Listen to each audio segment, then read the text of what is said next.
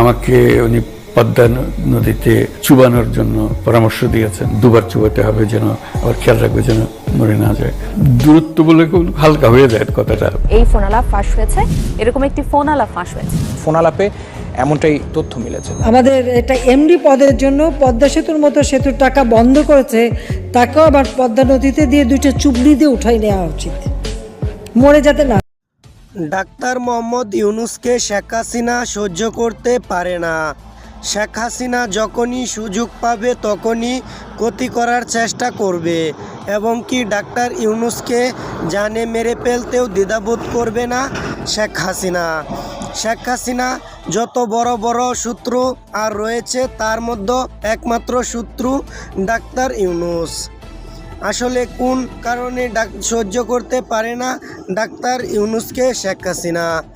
কি এমন ক্ষতি করে ছিল শেখ হাসিনার ডাক্তার ইউনূস? এটা জানতে হলে আমাদের পরের ভিডিওতে চোখ রাখুন।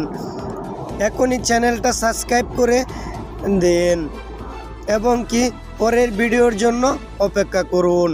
কেন ডাক্তার ইউনূসকে সহ্য করতে পারে না সেই নিয়ে আপনাদের মাঝে অবশ্যই নতুন ভিডিও নিয়ে আসবো।